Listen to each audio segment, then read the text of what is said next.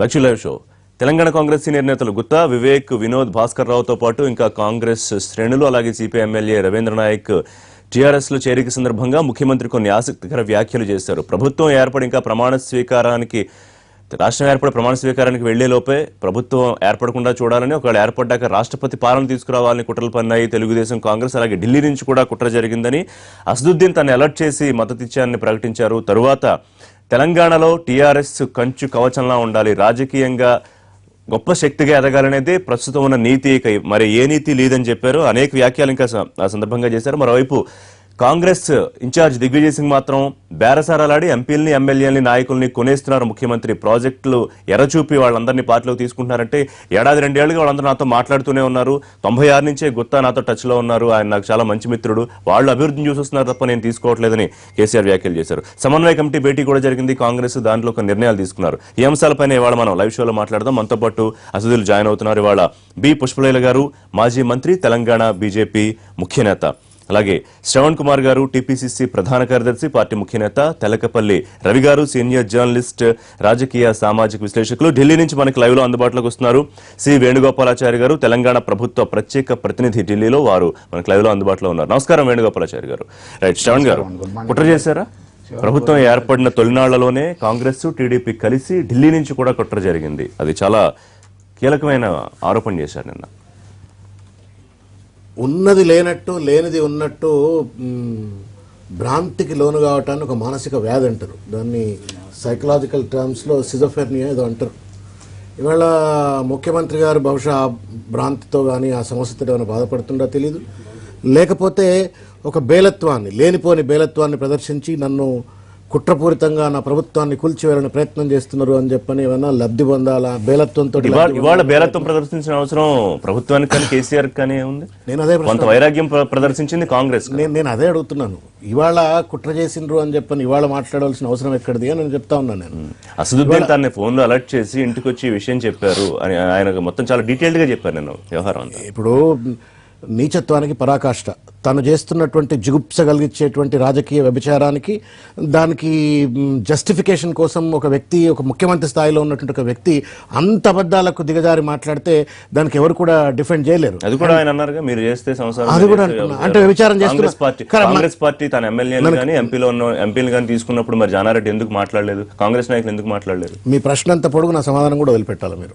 అంటే మీరు అన్న పాయింట్ నేను వెంటనే నాకు కౌంటర్స్ దాన్ని కూడా చెప్పచ్చు. నా ప్రశ్న అంటే రెండు ఏంటంటే, ఒక విషయం మాత్రం ముఖ్యమంత్రి గారిని అభినందించాలి. ఇవాళ నేను చేస్తుంది వ్యభిచారమే, నేను వ్యభిచారమే చేస్తాను అని చెప్పని మాత్రం ఒప్పుకున్నారు. దానికి మాత్రం వారిని నేను అభినందిస్తా ఉన్నాను. చిత్తూరు జిల్లాలో పుట్టిన రాజశేఖర్ రెడ్డి వ్యభిచారం చేసిండు కాబట్టి నేను కూడా వ్యభిచారం చేస్తా, తెలంగాణలో పుట్టిన వ్యభిచారం చేస్తా అని ముఖ్యమంత్రి స్థానంలో కూర్చున్న వ్యక్తి మాట్లాడితే దానికి నేనేం చేయలేను. ఇక అంతకంటే దిగజారుడుతనము, రాజకీయ దిగజారుడుతనం ఆయన మాట కదా. మీరు ఎత్తింది మీరే ప్రస్తావించాను. నేను అదే బాధపడుతున్నా అమ్మా. ముఖ్యమంత్రి ప్రస్తావించారు, ముఖ్యమంత్రి గారి మాటలే మాట్లాడినారు కాబట్టి బాధ. చర్చ ఎందుకు వస్తాం? ముఖ్యమంత్రి గారు మాట్లాడినారు కాబట్టి దాన్ని చర్చ చేస్తాను, లేకపోతే అది ఎందుకు మాట్లాడుకుంటాం మనం? మనకేం అవసరం? మీరు చేస్తే సంసారం, ఏం చేస్తే వారు మాట్లాడు తప్పదు. రాష్ట్రపతి పాలన తీసుకోవడానికి ఢిల్లీ నుంచి కానీ ఇక్కడ తెలుగుదేశం, కాంగ్రెస్ కానీ కలిపి కుట్రలు చేయలేదు అని మీరు చెప్పారు. ఆడలేనమ్మా మధ్యలోడింది. మీరు అందరితో మాట్లాడదాం. మీరు సమాధానం చెప్పనిస్తలేరు రిషి గారు. You should allow people to talk, then you ask a question, then you should allow people to talk. ఆడలేనమ్మా మధ్యలోడింది అన్నట్టుగా ఇవాళ పరిపాలనా పరంగా పరిపూర్ణంగా ఫెయిల్ అయినటువంటి ఒక ముఖ్యమంత్రి గారు తన పార్టీ మాత్రమే తెలంగాణలో బతకాలా, ప్రతిపక్షాలు ప్రశ్నించే గొంతుకలను పూర్తిగా కోయాలన్న ఉద్దేశంతో ఆ చేస్తున్న జిగుప్స కలిగించేటువంటి ఒక రాజకీయానికి జస్టిఫికేషన్ కోసం ఇది అడ్డమైనటువంటి ఒక రీతిలో ముఖ్యమంత్రి గారి స్థానంలో ఉన్న వాళ్ళు మాట్లాడితే దానికి ఎవరు సమాధానం చెప్పే పరిస్థితిలో ఉండరు. ఇవాళ అంత దిగజాడు రాజకీయాలకు పరాకాష్ఠగా వారు మాట్లాడుతూ ఉన్నారు. దీన్ని తీవ్రంగా మేము ఖండిస్తా ఉన్నాం. వేణుగోపాలాచారి గారు, కుట్రలు పన్నడం అనే మాట భ్రమలు, భ్రాంతులు ఉండడం, లేకపోతే ప్రజలకి సానుభూతో, లేకపోతే బేలతనం చూపించడానికి చేస్తున్న వ్యాఖ్యలు అని చెప్పి కాంగ్రెస్ నుంచి వర్షను. ఇప్పుడు ఏదేమైనప్పటికీ కూడా 2 సంవత్సరాల పరిపాలన గురించి రాష్ట్ర కాంగ్రెస్ నాయకులకు కనపడటం లేదా అని తెలియదు. కానీ స్వయంగా ప్రధానమంత్రి మోడీ గారు కానీ, కేంద్ర మంత్రులు కానీ హైదరాబాద్ రాష్ట్రానికి వచ్చినప్పుడు, తర్వాత ఢిల్లీలో మేమందరం కలిసినప్పుడు కూడా తెలంగాణ రాష్ట్ర ప్రభుత్వం చేపడుతున్న కార్యక్రమాలు దేశంలో ఏ ప్రభుత్వం కూడా చేపట్టడం లేదని చెప్పి స్వయంగా నీతి ఆయోగ్ లాంటి ప్రతిష్టాత్మక సంస్థ కూడా మొన్న మిషన్ భగీరథ, మిషన్ కాకతీయ లాంటి కార్యక్రమాలు దేశం మొత్తంగా విస్తరించాలని చెప్పేసి రికమెండ్ చేసిన విషయం బహుశా చూసుకోవాలి. ఒకటి. రెండు, ఈరోజు పార్టీలో మారుతున్న అందరినీ కూడా ఈరోజు టీఆర్ఎస్ పార్టీ పోయి అక్కడ రిక్వెస్ట్ చేయటం లేదు. వాళ్ళు ప్రజల కోరిక మీద రెండు విషయాలు ఇక్కడ ఎమ్మెల్యేలు ప్రలోభ పెడుతున్నారు, ఎంపీలు ప్రలోభ పెడుతున్న మాట అవాస్తవము. ప్రజల కోరిక మేరకు అక్కడ కుట్ర పన్నారని చెప్పారు కదా ముఖ్యమంత్రి. ఢిల్లీ నుంచి కుట్రలు జరిగాయి, తెలుగుదేశం కాంగ్రెస్ కట్టులు పన్నింది, మల్లు భట్టి విక్రమార్క ప్రభుత్వం ఏర్పడిన 3వ రోజే ప్రభుత్వం పడిపోతుందన్నారు. చంద్రబాబు నాయుడు కూడా బెర్లిన్ గోడే కూలిపోయింది, మళ్ళీ ఆంధ్రప్రదేశ్ లో కలిసిపోతుందన్నారు. ఇవన్నీ ప్రస్తావించారు నిన్న ముఖ్యమంత్రి మాట్లాడుతూ. అంటే ఖచ్చితంగా ఇప్పుడు రికార్డు అన్నారు కదా, ఆంధ్రప్రదేశ్ రాష్ట్ర ముఖ్యమంత్రి చంద్రబాబు నాయుడు గారు అన్న విషయం పేపర్లో వచ్చింది కదా. మల్లు భట్టి విక్రమార్క గారు కూడా అసెంబ్లీ జరిగినప్పుడు కూడా వచ్చింది కదా వాస్తవము. తర్వాత అసెంబ్లీలో ముఖ్యమంత్రి గారు, ఎమ్మెల్యేలు గారు ప్రమాణ స్వీకారం చేసేటప్పుడు ఇదే తెలుగుదేశం పార్టీ వాళ్ళు, కాంగ్రెస్ పార్టీ వాళ్ళు అసెంబ్లీకి వచ్చి కేసీఆర్ డౌన్ కరెంటు కోతలు రద్దు చేయాలని ఫస్ట్ డేనే ప్రమాణ స్వీకారం చేసిన మొదటి రోజే చేసింది వాస్తవం కాదా? అదేవిధంగా ఎమ్మెల్సీ ఎలక్షన్లలో, నామినేట్ ఎలక్షన్లలో తెలుగుదేశం పార్టీకి సంబంధించిన కొందరు వ్యక్తులు గాని, కాంగ్రెస్ పార్టీ వారు గాని, మరి టీఆర్ఎస్ ఎమ్మెల్యే ప్రలోభ పెట్టిన మాట వాస్తవం కాదా? ఇవన్నీ చరిత్ర. ముఖ్యమంత్రి గారు ఏం చెప్పినా కూడా ఇన్ఫర్మేషన్ లేని చెప్పరు. నికార్సైన రాజకీయంగా ఈరోజు మరి తెలంగాణ రెండేళ్ల తర్వాత పాలన అంతా పూర్తయి మీరంతా బాగానే చేస్తున్నారని మీరు ఫీల్ అవుతున్న టైంలో ఇవన్నీ చెప్పడం వెనకాల ఏముంది? అంటే అప్పుడు ప్రభుత్వం కూలుద్దాం అనుకున్నారు, కేంద్ర పాలన తీసుకొద్దాం అనుకున్నారు, ఆ విషయాలు చూస్తున్నాం కదా. ఉదాహరణకి ఈరోజు కృష్ణా వాటర్ గురించే తీసుకోండి, మనం ప్రాక్టికల్ చూస్తున్నాం. అక్కడ ఆంధ్రప్రదేశ్ కాంగ్రెస్ పార్టీ నాయకులు ఒకరు మాట్లాడుతున్నారు, తెలంగాణకు సంబంధించిన కాంగ్రెస్ పార్టీ నాయకులు ఒకరు మాట్లాడుతున్నారు. అదేవిధంగా టీడీపీ వాళ్ళు స్వయంగా మరి మహబూబ్ నగర్ దత్తత తీసుకుంటా అని చెప్పిన టీడీపీ వాళ్ళే మహబూబ్ నగర్ లో ప్రాజెక్టులు అడ్డం పెట్టమని చెప్పి లెటర్ రాశారు ఆంధ్రప్రదేశ్ ప్రభుత్వము. దాంతో కాంగ్రెస్ పార్టీ నాయకులు కూడా ఏకీభవిస్తున్నారు, అక్కడ వైఎస్ఆర్ సిపి నాయకులు ఏకీభవిస్తారు. అంటే ఇది చూసుకుంటే ఏంటంటే టీఆర్ఎస్ పార్టీని రాజకీయంగా బలహీనం చేయాలి అన్న ఆలోచన వాళ్ళు ఉండడం అన్ని కార్యక్రమాలు జరుగుతున్నాయి. ఆ నేపథ్యంలోనే సమయం వచ్చినప్పుడే ముఖ్యమంత్రి మాట్లాడాలి కదా, రోజు మాట్లాడి కూర్చోరు కదా. అంటే ఏ విధంగా కుట్రలు జరుగుతున్నాయి దేశ స్థాయిలో ఇప్పటికి కూడా, రాష్ట్రంలో ఏ విధంగా ఢిల్లీ నుంచి కూడా కుట్ర జరిగిందన్న. ఢిల్లీ నుంచి కుట్ర జరిగిందంటే అప్పటికి ప్రభుత్వం ఖచ్చితంగా ఇన్ఫర్మేషన్ ఉంటుంది, ఎన్డీఏ వచ్చేసింది అప్పటికి. సో ఢిల్లీ కూడా ఇందులో భాగస్వామ్యం ఉందా కుట్రలో? ఇప్పుడు రాజకీయ చతురత సంబంధించిన విషయంలో మా కేసీఆర్ గారు ముఖ్యమంత్రి గారిని మించిన వాళ్ళు ఎవరు ఉండరేమో. ఎందుకంటే ఎంత చెప్పినా ఆయన అసలు భయపడాల్సిన అవసరం కూడా లేదు. అంత రాజకీయంగా ఎక్స్పీరియన్స్గా ఉండి తెలంగాణ సాధనలో అందరి వచ్చిన వాళ్ళందరినీ కూడా పక్కన పెట్టి తనే ఆ క్రెడిట్ తీసుకొని అందరు ఎంతో మంది త్యాగాలు చేసిన వాళ్ళందరూ కూడా పోయారు, పక్కన పోయారు. కానీ ఆ లాస్ట్కి వచ్చేసరికి ఆయన అకౌంట్లో వేసుకొని ఆయన ముఖ్యమంత్రి అయ్యారు. ఇంకా అంత తెలివి ఉన్న ఆయనకి ఎవరికి కుట్రలు చేస్తే ఏం ఎఫెక్ట్ అవుతుందండి? సరే ఇప్పుడు రాజకీయాలంటే కుట్రలేనండి. ఇంకా సాధారణంగా ఏదైనా సాత్వికంగా ఉంటుందో చెప్పండి. రాజకీయం అంటే ఎవరి పార్టీ కోసం వాళ్ళ పార్టీ ఉనికిని కాపాడు కోసం ఎవరు ఎత్తులు జిత్తులు చేయడం చదరంగం లాగా ఉండేదే రాజకీయం. ఆయన మంచివాడని ఆయన సర్టిఫికేట్ ఇచ్చి ఈయన ఏదో ఏమంటే రాజకీయాల్లో కుట్ర జరిగిందనేది నేను చెప్పను. ఎందుకంటే కేసీఆర్ గారు ఏదన్నా అనగలరు, ఏదన్నా చెప్పగలరు. ఇప్పుడు ఆయన ఒక స్థాయిలో ఉన్నారు, ఇక ముఖ్యమంత్రి స్థాయిలో 2 ఏళ్ల తర్వాత ఇప్పుడు ఏదో జరిగిందని ప్రజలకు చెప్పడం అనేది ఆయన ఎంతవరకు అంటే మరి చేశాడో దాన్ని కూడా పకడ్బందీ వ్యూహంగా మాట్లాడారనేదే ప్రజలకు అర్థమైపోతుంది. మరి ఈ మాట ఆ రోజే ఎందుకు అనలేదు? మా ప్రభుత్వం ఏర్పడిన మొదటి రోజే ఎందుకు అనలేదు అని ఉండుంటే ఇప్పటి వరకు కూడా సెంట్రల్తో సంబంధాలే లేకుండా ఒక్క రాష్ట్ర ప్రభుత్వంతో ఇప్పటివరకు మీరు చూస్తే అసలు ఏమీ లేదు అన్నట్టుగా మాట్లాడుతున్నాడు. నిన్నేమో ఒక మంత్రి గారు వెళ్ళేసి అక్కడి నుంచి నిధులు తీసుకొచ్చి వారికి ఎన్విరాన్మెంట్ మినిస్టర్ గారితో క్లియరెన్స్ తీసుకుని పెద్ద పెద్ద ప్రాజెక్ట్స్ అని తీసుకున్నప్పుడు మరి ఒక పక్కనేమో అభివృద్ధిలో భాగంగా మా సపోర్ట్ బీజేపీతో తీసుకోవచ్చు, కానీ రాజకీయానికి వస్తే మాత్రం మమ్మల్ని కుట్ర చేస్తున్నారని ఆరోపణలు చేయడం. అంటే రాజకీయాల్లో కుట్రలు చేస్తారంటే నేనంటున్నాను, ఈయన మించిన కుట్రలు ఎవరు ప్రపంచంలో చేయరండి. ఇప్పుడు మోడీ గారు రాజకీయంగా వచ్చారంటే ఒక సామాన్యుడి అండతో వచ్చిన ఒక ప్రధానమంత్రి, ఆయనకు ఆ కుట్రలు కుతంత్రాలు ప్రజలు యాక్సెప్ట్ చేయలేదండి. ఆయన మంచితనాన్ని నిదర్శనంగా తీసుకొని వచ్చారు. అలాంటి వ్యక్తులు మేము కుట్రలు చేస్తున్నామని వారు ఆరోపించడం అనేది కరెక్ట్ కాదు. ఇప్పుడు హఠాత్తుగా అయితే కుట్ర అప్పుడు జరిగిందా లేకపోతే కుట్ర ఇప్పుడు జరిగిందా, అప్పుడు జరిగిన కుట్ర గురించి ఇప్పుడు చెప్పడం లేదన్నా కుట్ర దాగుందా, ఈ విషయాలన్నీ అదే కదా చాలా సంచలన వ్యాఖ్యలు అంటున్నారు కానీ ఇవి నాకు చలన వ్యాఖ్యలా కనిపిస్తున్నాయి. అంటే చలనేదో నడిపించుకుపోవాలి కాబట్టి ఇప్పుడు ఒకటైతే అర్థమవుతుంది, ఫిరాయింపులు ఇంత సామూహికంగా జరగడం మీద ప్రజల్లో ఒక వైముఖ్యం వస్తుంది, ఒక విధమైనటువంటి జుగుప్స కలుగుతుంది. కాబట్టి దీన్ని సమర్థించుకోవడానికి ఏదో ఒక బలమైనటువంటి వాదన లేకపోతే ప్రభుత్వం ఇంకా ఇలాగే నడవదు అనే ఒక భావన అయితే కలిగి ఉండాలి. లేకపోతే ముఖ్యమంత్రి గారు ఇంతకాలంలో చేయని ఒక బలమైన ముఖ్యమంత్రి స్థానంలో ఉన్న వ్యక్తి ఒక విధంగా అవతల వాళ్ళు కుట్ర చేశారని చెప్పడం అంటే అవతల వాళ్ళ దుష్టత్వం ఒకటైతే మీ బలహీనత అనేది కూడా దాంట్లో కనిపిస్తుంది. అంటే దాన్ని ఇప్పుడు బయట పెట్టడానికి కూడా కేసీఆర్ గారు సిద్ధపడ్డారు నిండు సభలో. అంటే దాని అర్థం ఏంటంటే వాతావరణాన్ని గురించి ఆయన అంచనాలా ఉంది. నిజానికి ఆయన పెద్ద ప్రజానాయకుడు, అంటే ఉద్యమానికి నాయకత్వం వహించాడు. ఉద్యమ నాయకుడిగా రెండు ఆయన విజయాలు, తెలంగాణ రాష్ట్ర సాధన ఆయన ఘనత అనుకుంటే, రెండు అయిన తర్వాత ఆయన మీద కుట్ర చేయడం అంత సులభమైనటువంటి విషయం కాదు. చేస్తే ఏం చేయాలి అంత పెద్ద ప్రజానాయకుడు? ప్రజా ఉద్యమానికి పిలిపివ్వాలి కానీ ఫిరాయింపుల ఉద్యమానికి అయితే పిలిపించి ఉండకూడదు కదా. అది కూడా మీరు కుట్ర జరిగింది అంటుందేమో ప్రభుత్వం ఇంకా ఏర్పడక ముందే, డెసిగ్నేటెడ్ చీఫ్ మినిస్టర్గా ఉన్నప్పుడే కుట్ర జరిగితే చీఫ్ మినిస్టర్గా 1 year పాటు చాలా సుస్థిరమే విజయ పరంపరల తర్వాత ఫిరాయింపులకు మీరు తెర తీయాల్సినటువంటి అవసరం ఉంది. కాబట్టి అప్పుడెప్పుడో కుట్ర జరిగితే మీరు ఇప్పుడు ఫిరాయింపులు ప్రోత్సహించడం దానికి ఇది ఎలా ఇది చికిత్స కాదు. పైగా ఆ చికిత్స చాలా ఆలస్యంగా. కుట్ర అంటే మీరు అత్యవసర చికిత్స చేస్తారు ఎప్పుడైనా కానీ. ఏడాది ఆగి ఏడాది తర్వాత ఒక పార్టీని ఫినిష్ చేసి ఇంకొకటి ఏంటంటే ఇదే నీతి అని కూడా చెప్పేశారు. ఇంకో మాట, ఇందులో రాజకీయంగా పొంతం లేని అంశాలు ఉన్నాయి. కాంగ్రెస్ టీడీపీ, మీరు మొదటి దశలో అంతా టీడీపీనే విమర్శించేవాళ్ళు, రెండో దశలో కాంగ్రెస్. ఆ రెండు పార్టీలు కలిసి కేంద్రంలో బీజేపీ కాంగ్రెస్ కు బద్ధశత్రువు, ఈ 3 పార్టీలు కలిసి మిమ్మల్ని ఎలా కుట్ర చేస్తాయి? ఎలా సాధ్యం అవుతుంది? చేసున్నాయని మీకు చెప్పింది ఓవైసీ గారు. అంటే ఓవైసీ గారు మిమ్మల్ని ఒక విధమైన అభద్రతకు గురి చేసి మజ్లిస్ యొక్క ప్రయోజనానికి దాన్ని వాడుకున్నారా అని ఒక సందేహం కూడా ఇప్పుడు కలుగుతుంది. దాన్ని మీరు ఇంతకాలం అయిన తర్వాత కూడా నిర్ధారించుకొని ఉండాల్సింది ముఖ్యమంత్రి. అంతే కదా, 2 ఏళ్ళు అయింది కాబట్టి ముఖ్యమంత్రి గారు నిర్ధారించుకోవడానికి కావాల్సిన యంత్రాంగం ఉంది, రాజకీయ బలం ఉంది, ఆయనకు అన్ని ఉన్నాయి. అవన్నీ ఏమీ లేకుండా 2 ఏళ్ల కిందట ఓవైసీ గారు చెప్పినారన్న మాటని మీరు 2 ఏళ్ల తర్వాత చెప్పడం. సరే, ఇంక ఇవేంటారా బట్టి విక్రమార్క, చంద్రబాబు నాయుడు, కిరణ్, ఇవన్నీ పత్రికల్లో మాట్లాడినవి, అవన్నీ కుట్రలేం కాదు, అవి బహిరంగంగా జరిగాయి. నేను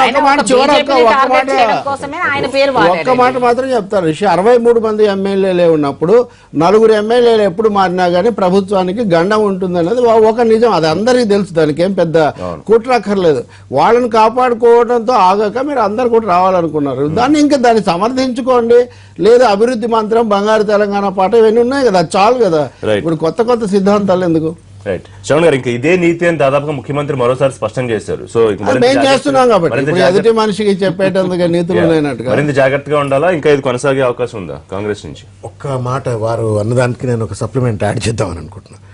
వారు అన్నట్టుగా మంచి టాపిక్ రైజ్ చేసినారు. డిజిగ్నేటెడ్ చీఫ్ మినిస్టర్ కాకముందే పార్టీ మెజారిటీ వచ్చిన 2వ రోజు నుంచి, సేమ్ డే నుంచో, సేమ్ రాత్రి నుంచో, సేమ్ గంట నుండో పోలీసు వాళ్ళందరూ క్యూలో నిలబడి కేసీఆర్ గారి దగ్గరకు వచ్చి దండం పెట్టి షాల్వాలు కప్పి కాళ్ళు మొక్కి పోలీసు వాళ్ళు, ఐఏఎస్ ఆఫీసర్లు అందరూ పోయినారు.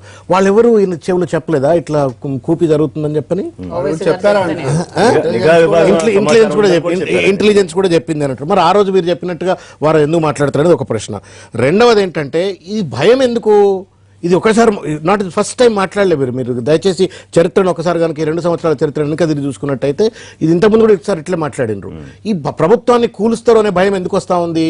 ఇంటర్నల్ గా పార్టీలో ఉన్నవాళ్ళు కూలుస్తారని భయమా, అసలు బయట వాళ్ళు ఎవరన్నా కూలుస్తారనే భయమా అనేటువంటిది ఇది ప్రధానంగా అర్థం చేసుకోవాల్సిన అంశం. ఈ భయం ఎక్కడి నుంచి వస్తూ ఉంది? ప్రతిసారి మా ప్రభుత్వాన్ని కూల్చాలనే ప్రయత్నం చేసినట్టు వాదన ఎందుకు వస్తూ ఉంది అంటే, వైస్రాయ్ హోటల్ ఉదంతము, ఎన్టీ రామారావు ఉదంతంలో వారు కూడా భాగస్వాములు కాబట్టి అటువంటి ఏమైనా పెద్ద కుట్ర కుతంత్రం ఏమైనా జరిగే అవకాశం భయం ఉందా వాళ్లకు? ఎవరు చేస్తారు ఇది? ఎందుకు ఈ భయం వస్తా? ఇంకొకటి 63 మంది శాసనసభ్యులు నిజంగా నికార్సైన టీఆర్ఎస్ పార్టీ నాయకులు అయితే వాళ్ళు బయట వాళ్ళందరినీ పట్టుకొచ్చి అడ్డమైన వాళ్ళందరికీ కండువాలు కప్పి టికెట్లు ఇవ్వకుండా మేము మంచోళ్ళకి ఇచ్చిన టికెట్లు అనుకున్నప్పుడు ఈ భయం ఏంటి నాకు అర్థం కాదు. ఇంకొకటి ప్రజాస్వామ్యంలో ప్రతిపక్షం ఎంతైతే బలంగా ఉండాలనో ప్రభుత్వం ఎంతైతే ప్రభుత్వ పార్టీ బలం ఎంత ఉండాలో ప్రతిపక్షం కూడా అంతే బలంగా ఉండాలి. బంగారు ప్రతిపక్షం కూడా అవసరము, బంగారు ప్రభుత్వంతో పాటు బంగారు ప్రతిపక్షం కూడా అవసరము. ప్రజాస్వామ్యం బలంగా ఉండాలంటే ఈ విలువలన్నీ పక్కకు పెట్టేసి పక్కోడు చచ్చిపోతేనేమో బలంగా ఉంటా అనేటువంటిది ఒక దౌర్బల్యమైన మానసిక బలహీనతకు ప్రతిపక్షం పక్కన పెట్టిన ప్రతిపక్షం ఉండాలా? టిఆర్ఎస్ కోణంలోనే కాదు, ప్రజాస్వామ్య కోణంలో కూడా ముఖ్యమంత్రి గారు ఈ కుట్రను బహిర్గతం చేసి ఉండాల్సిందే. తన అధికారంలో స్థిరపడిన తర్వాత అయినా సరే ఈ కుట్ర ఎలా జరిగింది ఏమిటని చేసి ఉండాల్సిందే. రామారావు గారిని ఏడాది లోపల పడగొట్టారు, ఆయన నెల రోజుల లోపల తిరిగి వచ్చాడనే విషయం కూడా మనం గుర్తుపెట్టుకోవాలి. మీరు ప్రజాబలంతో ప్రజాస్వామ్యంతో మీరు వస్తే అంత సులభంగా, పైగా ఈ దేశంలో రాజ్యాంగం ఉందండి. మన ఉత్తరాఖండ్ లో అరుణాచల్ ప్రదేశ్ లో మనం చూసాం కదా. అందువల్ల కాంగ్రెస్ ఆరోపిస్తున్నట్టుగా లేకపోతే విమర్శిస్తున్నట్టుగా పార్టీలో అంతర్గతంగా వైరుధ్యాలు రాజకీయంగా ఏమన్నా ఉన్నాయా, అందుకే భయపడి బలాన్ని పెంచుకునే ప్రయత్నం చేస్తోందా అనే యాంగిల్ ఒకటి తీసుకొచ్చారు. అది అవసరం లేండి, కుట్రలు చేస్తున్నారని చెప్పారు తప్ప ప్రభుత్వం పడిపోతున్న భయం గాని ప్రభుత్వం పడిపోతే ఏ విధంగా అన్న ఆలోచన లేదు పార్టీకి ప్రభుత్వం గాని. ఒకటి. రెండు, కుట్రలు ఈరోజు జరుగుతున్నాయని ఉదాహరణకు ఈరోజు తెలంగాణ రాష్ట్ర ప్రభుత్వం ముఖ్యమంత్రి గారు ప్రమాణ స్వీకారం చేసిన రోజే దేశ స్థాయిలో ఆ ఖమ్మం జిల్లాలోని 7 మండలాలు పోలవరం కింద ఈరోజు ఆర్డినెన్స్ తీసిన మాట వాస్తవం కాదా? ఒకటి. రెండు, అప్పటి నుండి ఈరోజు మరి బీఆర్జీఎఫ్ ప్లానింగ్ కమిషన్ చేసినప్పటికీ కూడా ఒక ప్రాంతానికి ఎక్కువ డబ్బులు ఇచ్చేసి తెలంగాణ ప్రాంతానికి న్యాయంగా రావాల్సిన డబ్బులు ఇవ్వని మాట వాస్తవం కాదా? అంటే ఫైనాన్షియల్ గా మొన్న మరి భారతీయ జనతా పార్టీ అధ్యక్షులు వచ్చేసి 92,000 కోట్ల రూపాయలు ఇచ్చిన అబద్ధ మాట వాస్తవం కాదా? తర్వాత మళ్ళీ ఇవాళ కృష్ణా బోర్డుకు మొత్తం పవర్స్ ఇవ్వాలి, మీరు ట్రిబ్యునల్ అవసరం లేదు అని చెప్పి మహబూబ్ నగర్ జిల్లా, నల్గొండ జిల్లా నీళ్లు రాకుండా చేస్తున్న మాట వాస్తవం కాదా? ఇవన్నీ కూడా ఈరోజు జరుగుతున్న మాట. ఈరోజు పెద్దలు రవి గారు చెప్పినట్టు కూడా పేపర్లో వచ్చిన మాటలు కాకుండా ఇంటెలిజెన్స్ చీఫ్ గానీ ఇంటెలిజెన్స్ గానీ ఈరోజు ఇచ్చినవి కంటిన్యూ అవుతున్నాయి. ఓకే, మొట్టమొదటి కొన్ని సంవత్సరాలు అయినా కూడా మళ్ళీ వీడు సెటిల్ అవుతారన్న ఆలోచన పార్టీ కానీ ప్రభుత్వ హెడ్ గానీ ఉండవచ్చు. కానీ ఇప్పటికి కూడా తెలంగాణ రాష్ట్రం వచ్చిన తర్వాత, ఎందుకంటే ఉద్యమ నేపథ్యంలో పార్టీ ప్రభుత్వం వచ్చింది, 60 సంవత్సరాలుగా ఎన్నో ఆటుపోట్లు వచ్చినాయి. 14 సంవత్సరాల్లో శ్రవంతో పాటు టీఆర్ఎస్ తెలంగాణ కొరకు అందరు కూడా ఉద్యమించారు.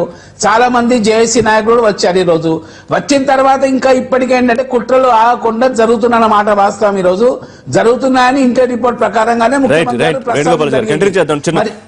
మీరు అడిగిన ప్రశ్నలు కూడా సమాధానాలు తెలుసుకునే ప్రయత్నం చేద్దాం. లైవ్ షోలో చిన్న బ్రేక్ తర్వాత చర్చ కొనసాగుతుంది.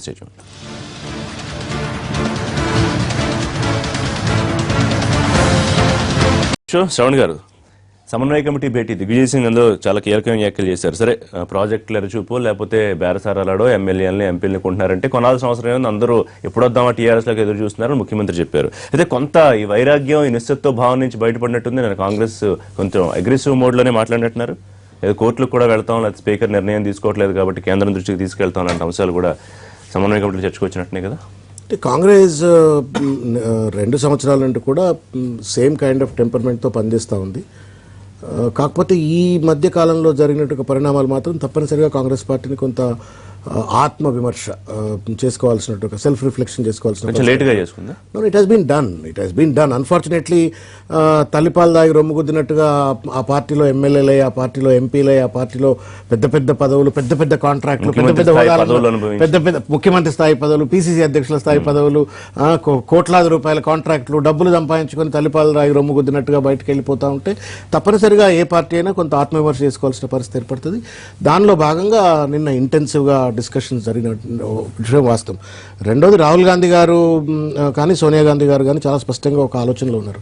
ఇవాళ కాంగ్రెస్ నీడ్స్ ద రీవ్యాంప్ వేరెన్ ఇంకా ఎవరైనా బయట ఉంటే వెళ్ళిపోమన్నటువంటి ఆలోచనలో ఉన్నారు.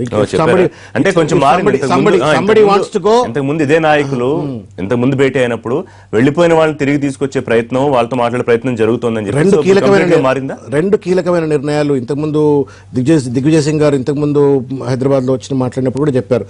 కోయి బి అగర్ ఔర్ బి జానే వాలా హై తో చలే జాయియే ఆప్, పోతే పోండి మీరు, కానీ మళ్ళా మాత్రం కాంగ్రెస్ పార్టీ తలుపులు తెరుచుకో. Number one. నెంబర్ 2, ఇంకా ఎవరైనా పోయే వాళ్ళు ఉంటే వెళ్ళిపోండి, వాళ్ళ స్థానంలో తప్పనిసరిగా ఒక యువకులను, ఒక కొత్త రక్తాన్ని మాత్రం తప్పనిసరిగా పార్టీ ఇన్ఫ్యూజ్ చేస్తుందని చెప్పని ఆలోచనలో ఉంది. So Congress is not week, ఎందుకంటే క్యాడర్ ప్రతి గ్రామ స్థాయిలో, గ్రామంలో ఒక వాళ్ళకి ఒక ఇండికేషన్ ఇచ్చేసి మంచిగా వెళ్ళిపోండి పోండి. ఈ కుట్రపూరిత, కుతంత్రపూరిత ముఖ్యమంత్రి గారు అన్నట్టుగా రాజకీయ విచారణలో భాగస్వాములు అయితే కండి, కానీ కాంగ్రెస్ పార్టీని కలుషితం చేయకండి మాత్రం పార్టీ స్పష్టంగా ఉంది. పోయేవాళ్ళు ఉంటే పొరుస్తుంది. కాకపోతే ముఖ్యమంత్రి గారు దాన్ని సమర్థించుకునేటువంటి ఒక రీతిలో వారు మాట్లాడుతున్నట్టు మాత్రం చాలా జుగుప్స కలిగించేటువంటి ఒక అంశము. రెండోది ఏంటంటే ఇవాళ ఇంత పెద్ద ఎత్తున ఈ భయం కలిగేటువంటి ఒక అంశం ఏంటి? మరి చంద్రబాబు నాయుడు నిజంగానే బెర్లిన్ గోడను కూలినట్టుగా తెలంగాణ ఆంధ్రను కలిసినట్టు అని అన్నట్టయితే చంద్రబాబు నాయుడు ఇంటికి వెళ్ళి బొట్టు పెట్టి హారతిచ్చి నా యాగానికి రాని ఆయన ఎందుకు పిలవాలా, ఆయన యాగానికి ఎందుకు రావాలా, ఆయనపై ఉన్నటువంటి ఒక ఫోన్ ట్యాంపింగ్ కేసును మరి ఎందుకు మీరు పక్కన పెట్టినారు, లేకపోతే ఈ నోటుకు ఓటు కేసును ఎందుకు పక్కకు పెట్టినారు, మరి ఈ సంబంధాలు ఏంది? ఒకవేళ నిజంగానే నీ ప్రభుత్వాన్ని కూల్చాలనుకున్న వ్యక్తితోటి నీకు బంధాలేంది, బాంధవ్యాలేంది? ఆయన నీ యాగానికి ఎందుకు రావాలా, ఆయనపై ఉన్న కేసును ప్రభుత్వం ఎందుకు పప్పట పెట్టాలా? ఇది కేవలం వాళ్ళు చేస్తున్నటువంటి ఒక తప్పుడు పనుని, ఇంతకుముందు వారు అన్నట్టుగా వాళ్ళు ప్రజాస్వామ్యాన్ని కూల్చేసేందుకు ప్రయత్నం చేస్తున్నారు. ఏ చట్టం మీద గౌరవం లేదు, రాజ్యాంగం మీద గౌరవం లేదు, విద్యా హక్కు చట్టం మీద గౌరవం లేదు, ఆర్టీఐ హక్కు చట్టం మీద గౌరవం లేదు, ఫుడ్ సెక్యూరిటీ యాక్ట్ మీద గౌరవం లేదు. ఏ చట్టాల మీద గౌరవం లేకుండా నిరంకుశంగా ఈరోజు కల్వకుంట్ల కోటలను నిర్మించుకుంటున్న ఈ తరుణంలో వాళ్ళు చేస్తున్న తప్పులను కప్పిపుచ్చుకోవడం కోసం, సమర్థించుకోవడం చేస్తున్న ప్రయత్నం ఇది. నిన్న ప్రయత్నం చేసి మొత్తానికి జరుగుతున్న దాన్ని ఆపాలనే ఒక ప్రయత్నం కాంగ్రెస్ పార్టీ సిన్సియర్ గా చేస్తాం, సీరియస్ ఇప్పుడు కూడా చెప్తున్నారు. సో అధికారంలోకి వస్తాం, ప్రత్యామ్నాయం మేమే అని కాంగ్రెస్ వెర్షన్. బీజేపీ కూడా 2019లో టీఆర్ఎస్ మేమే ప్రత్యామ్నాయం అధికారంలోకి వచ్చేస్తామని చెప్తున్నారు. సో మళ్ళీ క్లాషా?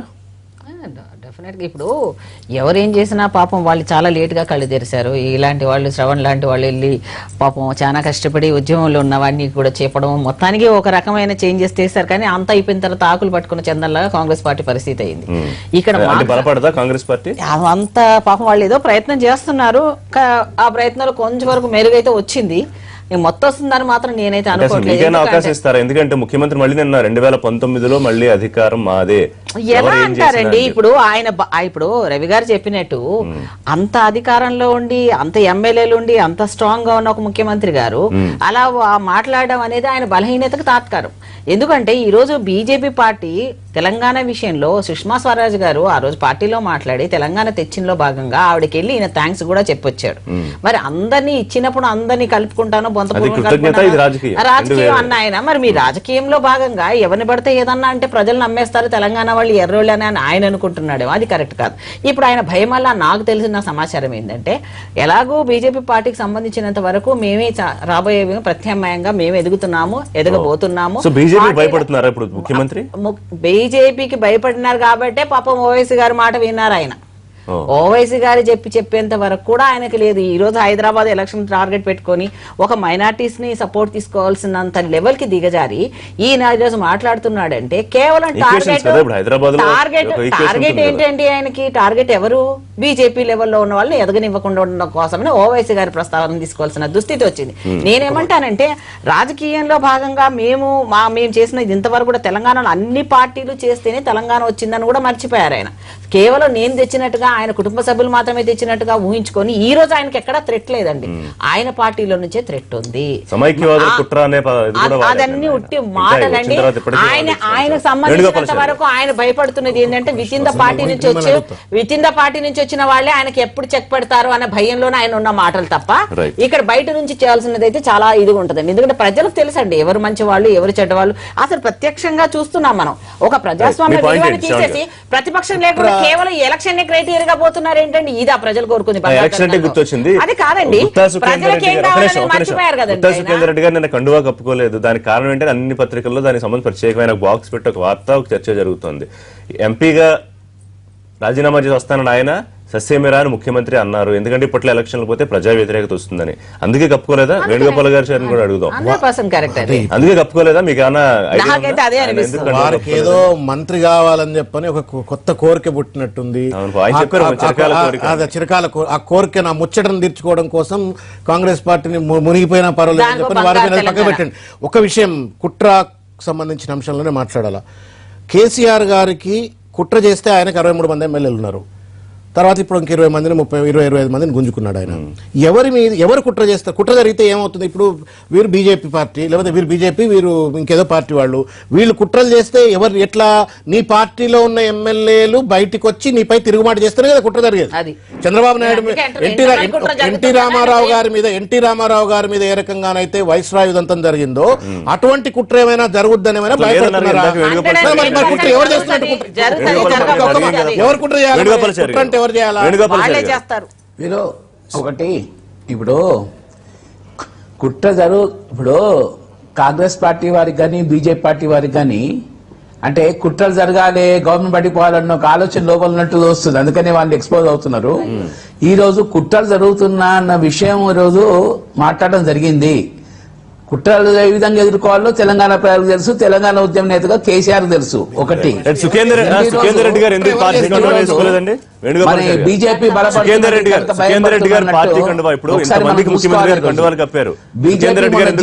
ఎన్నికల్లో స్వయంగా కిషన్ రెడ్డితో సహా వాళ్ళు ఉంటున్న ఎమ్మెల్యేలో ఎందరు కార్పొరేటర్లు గెలిచారు. కంటోన్మెంట్ లో బీజేపీ టీడీపీ కలిసిన ఎన్ని గెలిచారు.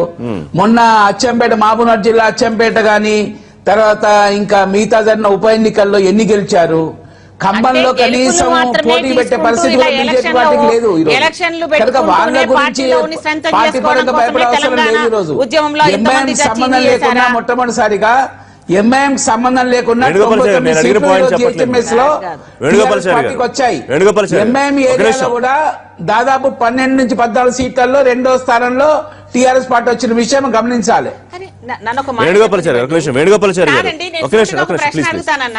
మీరు తెలంగాణ తీసుకొచ్చింది, తెలంగాణ యొక్క సమస్యలు నీరిస్తాము, విద్య ఇస్తాము, అవి ఇస్తాము, ఇవి ఇస్తాము, మనకున్న కష్టాలు తొలగిస్తామని చెప్పి మీరు కేవలం ఎలక్షన్ లో ఇంత సంఖ్య, ఈ ఓట్లు పెరిగినాయి, అన్ని సీట్లు పెరిగినాయి, ఇదే పనుకుంటూ వెళ్తూనే ఉంటారా? ఇదేనా మీ యొక్క టార్గెట్? ఇదేనా? ప్రజలు అవసరం లేదా? నిరుద్యోగులు అవసరం లేదా? రైతులు అవసరం లేదా? కరెంట్ అవసరం లేదా? పిల్లల ఫీజు 2 లక్షలు 3 లక్షలు ఎల్కేజీ 3 నుంచి కట్టాల్సి వస్తుంది. ఇవన్నీ ఏం పట్టించుకోకుండా మీరు చెప్పిన మాత్రం ఎంత ఇన్ని గెలిచినావు కాబట్టి మేము బలస్తున్నాం చెప్పుకుంటారా? అసలు జనాలు మిమ్మల్ని అసహించుకునే పరిస్థితి ఆల్రెడీ వచ్చేసి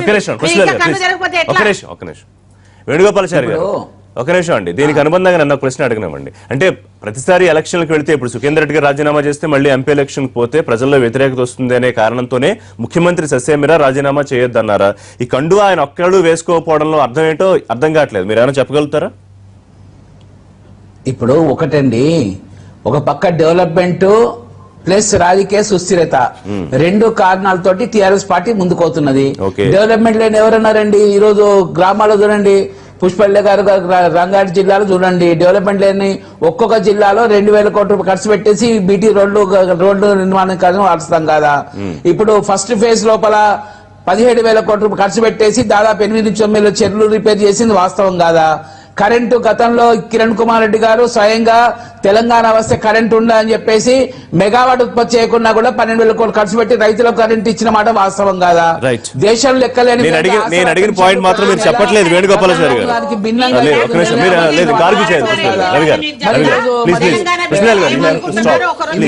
ముస్లిం గానీ క్రిస్టియన్లు గానీ సమానంగా తెలంగాణలో ఉన్న ఉద్దేశంతో ఈరోజు కళ్యాణ లక్ష్మి శాఖ ముబారక్ పెట్టే వాట వాస్తవం కాదా? చూసే ప్రజల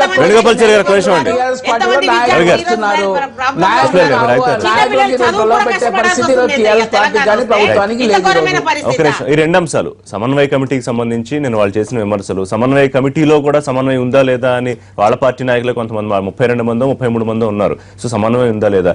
గుత్తా సుఖేందర్ రెడ్డి గారు నిన్న కండువా కప్పుకోకపోవడం వెనకాల ఏమన్నా వేరే అర్థం ఏమన్నా ఉండే అవకాశం ఉందా? ఇప్పుడు కాంగ్రెస్ పార్టీ ముందున్న సవాళ్లకు వాళ్ళు అనుసరిస్తున్న పద్ధతులకు ఏమాత్రం ఎక్కడ పొంతనం సరిపోయే పరిస్థితి లేదు.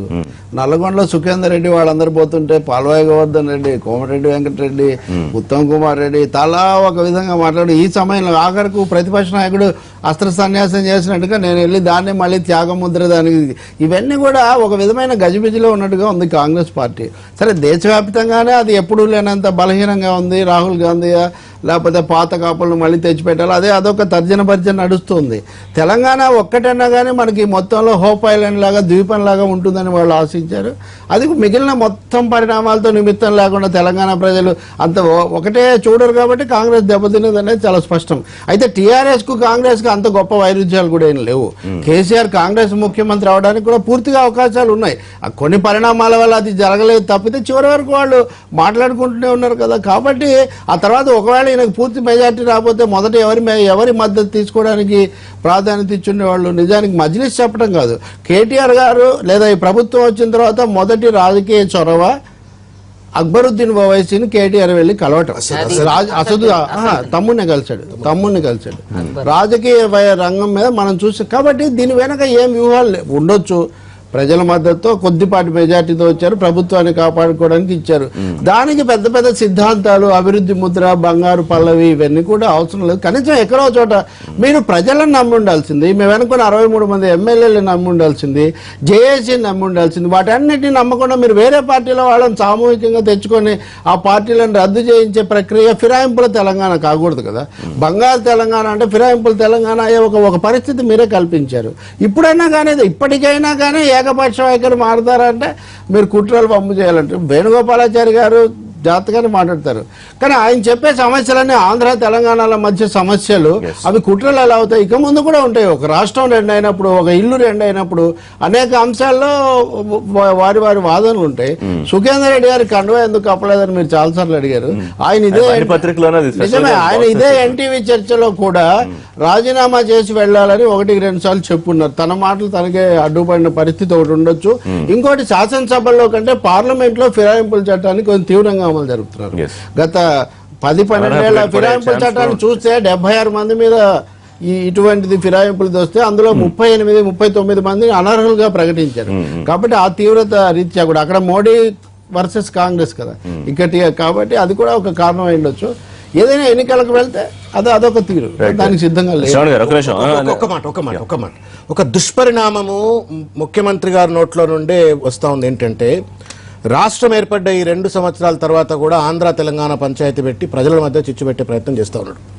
కల్వకుంట్ల కవిత గారు జగన్మోహన్ రెడ్డి గారి భార్యను పిలిచి బతుకమ్మ ఆడటానికి ఆంధ్ర తెలంగాణ పంచాయతీ అడ్డం రాదు. చంద్రశేఖరరావు గారు హెలికాప్టర్ వేసుకుని చంద్రబాబు నాయుడు ఇంటికి వెళ్ళి వాళ్ళ ఇంటికి వెళ్ళి బొట్టు పెట్టి యాగానికి రమ్మంటే ఆయన వచ్చి యాగానికి పోవటంలో ఆంధ్ర తెలంగాణ పంచాయతీ. కానీ పేద తెలంగాణ పేద ఆంధ్ర ప్రజల మధ్యన మాత్రం నిరంతరం ఆంధ్ర తెలంగాణ పంచాయతీ ఉండాలని కోరుకోవటం మాత్రం చాలా దుర్మార్గమైనటువంటిది. పోలవరం ఆర్డినెన్స్ గురించి పెద్దలు వేణుగోపాలాచారి గారు మాట్లాడినరు. మీరు పోలవరం ఆర్డినెన్స్ పోలవరం గుంజుకపోయినరు అని చెప్పిండ్రు. ఎప్పుడన్నా పార్లమెంటును మీరు ఏమైనా పోలవరం సంబంధించి స్తంభించినారా? ఇవాళకి వాళ్ళ అడ్వకేట్ల సంబంధించిన పోరాటం నడుస్తూ ఉంది. తెలంగాణ ఉద్యమంలో నిరంతరంగా పోరాడి అడ్వకేట్లు నానా ఇబ్బందులకు గురైనరు. వాడు చెట్టు కింద ప్లీడర్ గా పాపం వాళ్ళు నిరంతరం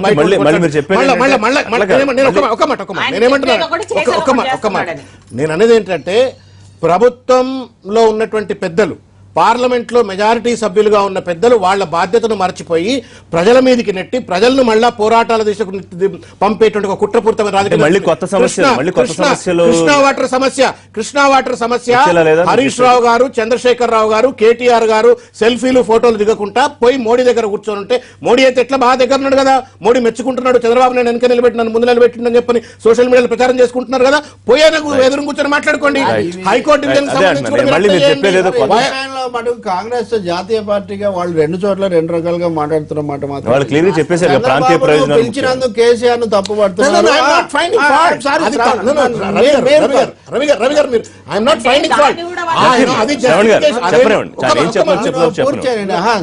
యాగం గురించే కదా అమరావతి అప్పుడు కూడా చంద్రబాబుని ఎలా పిలుస్తారని ఇక్కడ ప్రకటన చేశారు, మీరు ఎలా వస్తారని ఇక్కడ 2 చోట్ల కూడా.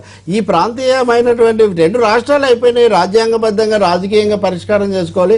వేణుగోపాలాచారి నిజమే ఇక్కడ సమస్య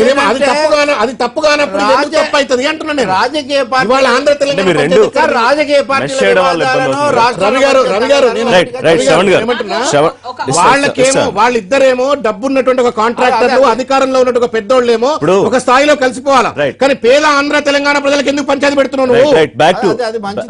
అది మాట్లాడుతున్నాను. డబ్బున్న కాంట్రాక్టర్లు, డబ్బున్నటువంటి తెలంగాణ కాంట్రాక్టర్లు, ఆంధ్ర కాంట్రాక్టర్లు కలిసిపోవాలా. అధికారంలో ఉన్నటువంటి టీఆర్ఎస్ పార్టీ పెద్దలు, తెలుగుదేశం పార్టీ పెద్దలు కలిసిపోవాలి. ఆంధ్ర పెద్దలు కలిసిపోవాలా. పేద ఆంధ్ర పేద తెలంగాణ ఎందుకు పంచాయతీ? ప్రాజెక్టులకు సంబంధించి మళ్ళీ నిన్న మీరు సార్ అవినీతి అని చెప్తూ మళ్ళీ ఈ పవర్ పాయింట్ ప్రెజెంటేషన్ గురించి ప్రస్తావించారు దిగ్విజయ్. ఇస్తారా? ఆల్రెడీ అందరూ మర్చిపోయినట్టున్నారు కాంగ్రెస్ ఇస్తానని ఇంక ఇచ్చేది లేదని.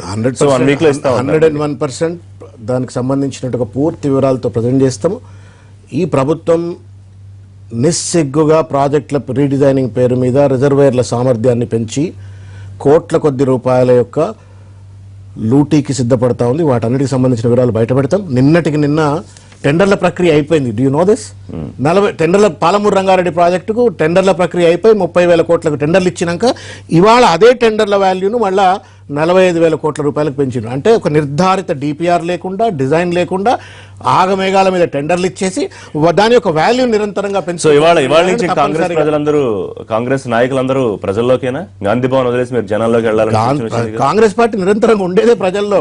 ముఖ్యమంత్రి గారు లెక్క ఫామ్ హౌస్ లోనో క్యాంప్ ఆఫీస్ లోనో లేరు, ప్రజల్లోనే ఉన్నారు. నిజంగా అండి, రాజకీయాలు కాదండి. నాకు ఒక ప్రశ్న ఇప్పుడు, మరి ఇదంతా నాకు అర్థం కావట్లేదు.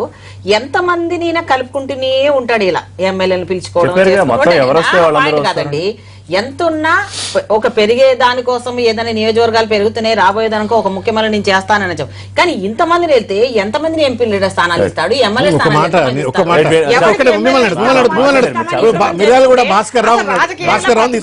ప్రతిపక్ష పార్టీ లేకుండా టార్గెట్ ఒకటి కనబడుతుంది తప్ప. వేణుగోపాలాచారి గారు, ఎంతమందిని తీసుకుంటారు? ఎంతకాలం ఇది కొనసాగుతుంది? ఎన్నికల దాకా ఇది కొనసాగుతూనే ఉంటుందా? ఇప్పుడు ప్రజల డిమాండ్ మీదకే నాయకులు వస్తున్న విషయం ఈ రోజు గమనించాలి అక్కడ. ఎందుకంటే ఇంతకుముందు పార్టీలు మారినప్పుడు ఆ పార్టీ, ఏ పార్టీ వాళ్ళ నాయకులు ఆ పార్టీ, ఆ ఎమ్మెల్యే మారిన ఎమ్మెల్యే దగ్గరికి ధర్నాలు చేయటము, దిష్టిలో కాలే కార్యక్రమం ఉండేది.